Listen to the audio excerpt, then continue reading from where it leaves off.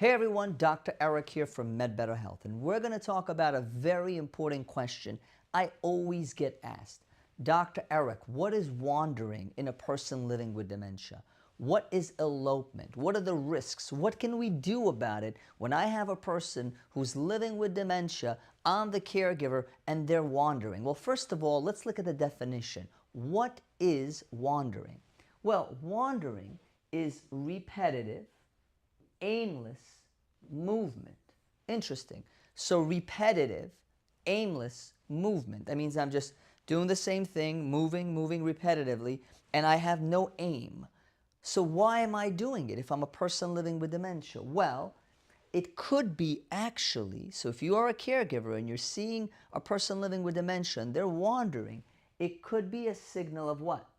Of distress. It could be a signal of anxiety or an unmet need.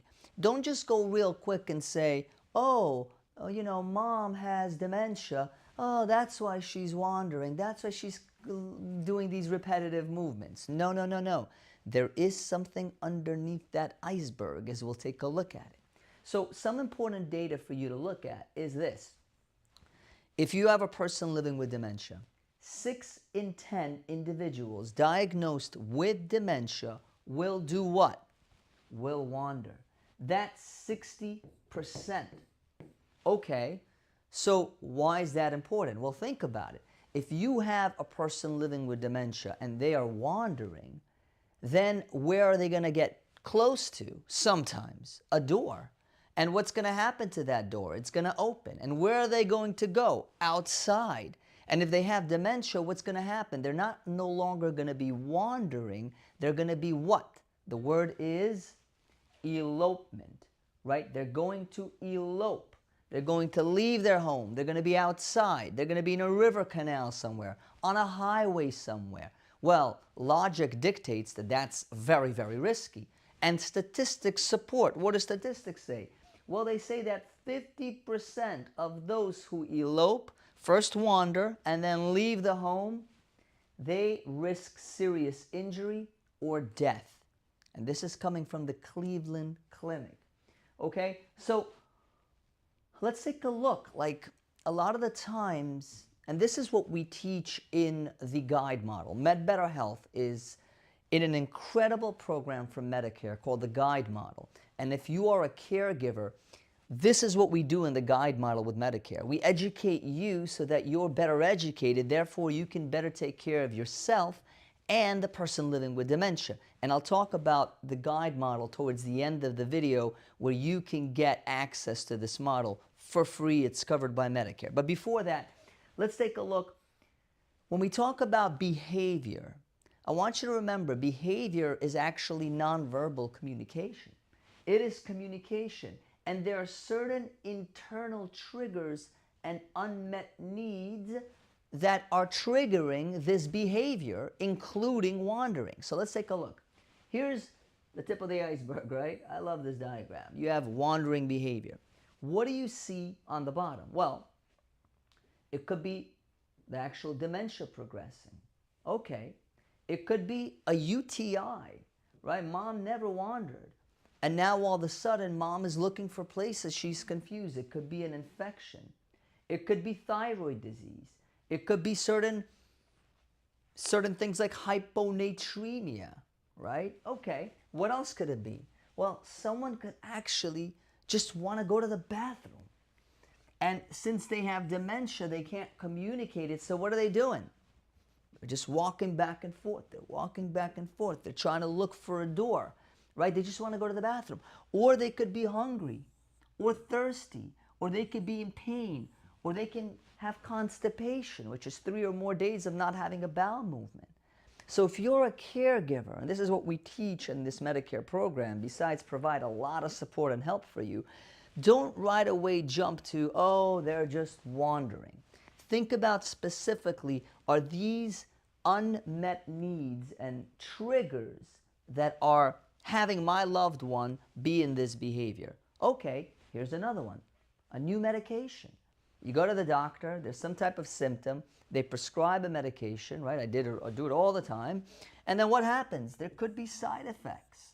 or the recent dosage has increased, or you got a new coffee machine and you're so in love with it, you give everybody in your family the coffee, and now because of the caffeine intake, they're triggering certain behaviors, and your loved one is starting to wander.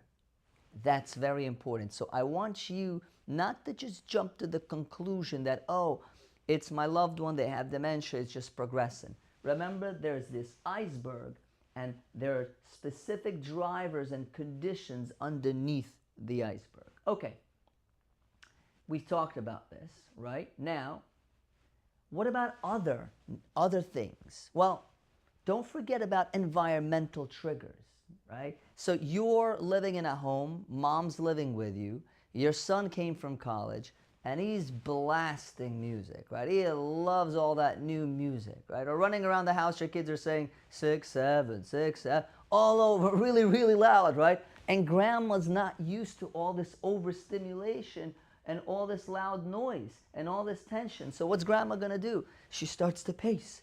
She starts to kind of have these repetitive behaviors and wander. That is something to look for, right? Lighting, when the lighting is dim, a new environment, or boredom. Let's say grandma has nothing to do all day and she just sits in her chair. That's going to trigger her to be anxious, that she's bored, getting up and starting having these repetitive, aimless movement, which is known as wandering. Okay. The other thing is caregiver triggers. When you look at caregiver triggers, right, very often, and we know life is a circle. Life is actually a circle. You start as a kid, and then you age, and you have the same behaviors as you had when you were an infant. So what do we try to do with our persons living with dementia? We try to treat them like infants. Come, mom, you have to go. Come, mom, you have to get dressed, right? That can actually trigger wandering and anxiety. Rushing or ignoring, touching without warning. Frustration, when you're frustrated visibly and the person living with dementia sees that you're actually frustrated, they get anxious, they start having repetitive behaviors and wandering, trying to leave the situation. Okay, now we've defined the problem. I'm going to give you some solutions, and again, this is very, very similar to what we do in the guide model, except in the guide model, you don't just have a video of Dr. Eric, you have a care navigator who's one-on-one with you, coaching you, navigating you through all these different spectrums of changes that you as a caregiver are seeing in your person living with dementia. And we're going to have a link that you could see if you qualify for this incredible program. But let's look at what you could do. This is incredible. So camouflage. You see, this is a door. Now imagine taking and this is a bookshelf. Imagine taking, and you can go to Amazon and type in sticker bookshelf door, okay? Sticker bookshelf door. And I want you to imagine having a sticker right over here that looks like a bookshelf, and it's a sticker. And now the sticker is right over here. And the bookshelf, it looks like a bookshelf. Now this is really a door, and you hide this knob over here. You conceal it. So what happens with a person living with dementia? When they're walking and they're looking at the door, do they really see a door? No. What do they see? They see the same thing they see here. They see it on the door. To them, it appears as a bookshelf. So what's going to happen? Are they going to leave and open the door? No, they can't. They think it's a bookshelf. That's one thing to do. Number two is actually what I really, really like is having a stop sign. Also works. And you see this dark rug? You get a very dark black matte rug on the floor, a large size, and you put it right there on the bottom. Now a person living with dementia, when they're coming up to this rug, they think it's actually a void. They think it's like it's a hole. They're like, oh, I'm not going to step on that. So imagine if there's a bookshelf and you've got the rug. To them, they're like, oh, that's a void. They're not going to come up to it. Very easy, inexpensive, and effective methods to prevent elopement. Now, obviously, activity triggers are Have meaningful activities, right? Whether it's, hey mom, can you fold these clothing for me, and have a specific routine so she's not bored or dad's not bored and they're doing something, right? So that they can have an opportunity to actually be involved and have a sense of purpose. Then things like communication. Don't argue. As I always say, validate and redirect.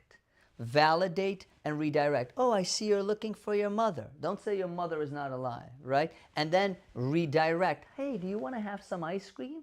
I got this incredible ice cream.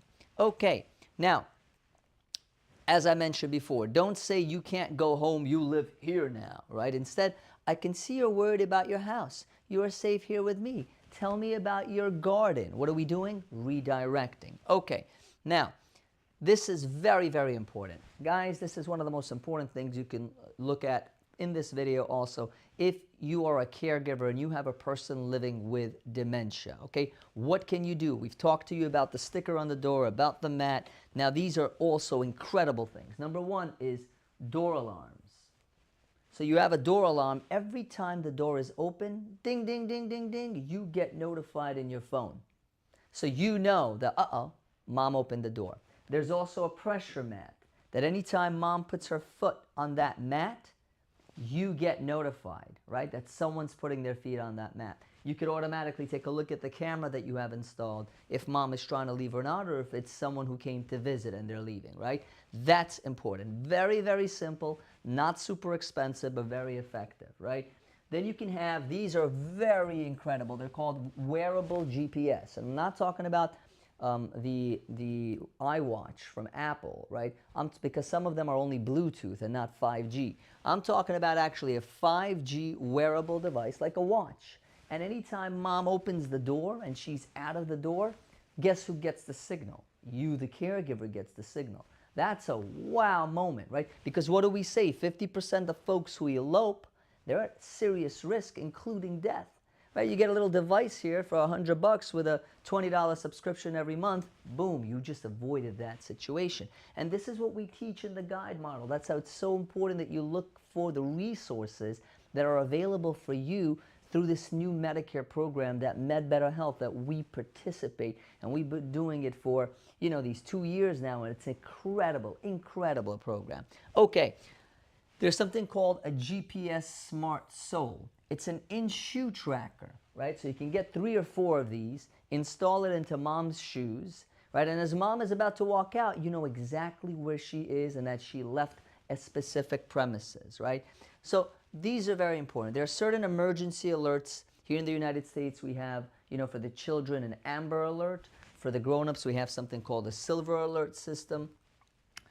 And some other things that you could use also, which is very, very recommended. Take a picture of mom, right? And you want to try to take it daily. What's she wearing? What clothing is she wearing? In case mom elopes or gets lost, right? Have mom wear socks or some type of clothing. Seal it in a Ziploc, because if mom does get lost, there are specific dogs that can sniff the specific scent of mom, and when they're searching mom, they give that to the dog, and they already know where to look for, and they have better resources. So these are some of the things that are very, very important. So I hope you found this video helpful, right? I really do. It is a hopeful video because there's hope that you could do things to help yourself if mom is a person living with dementia and has a high risk of wandering or elopement. You've learned a lot. And look, there's an incredible Medicare program. It's called the Guide Model. I've mentioned it quite a few times in the video. If you are a caregiver and you're exhausted, you don't know who to turn to. You don't know who to speak to. You saw the value that you just got right now here. Imagine having your own care navigator that you can call and ask, I don't know what to do. Mom's not eating. Mom doesn't want to take a shower. Mom's not taking her medication. And you're able to actually talk to that care navigator, usually during business hours, 9 to 5, and during off hours, if you have emergencies that are non-medical but more from a behavioral perspective, you can call a helpline to help you 24/7. Or what if you are so exhausted and you needed a break for a Sunday or two, and someone else could sit there with mom, watch mom, take care of mom, while you can go and relax for those 4, 8, 12 hours, and Medicare would pay someone to do that in your place. How does that sound? So if you like this program and you think this is something that can help you, very, very simple. Over here, there's a link to the website.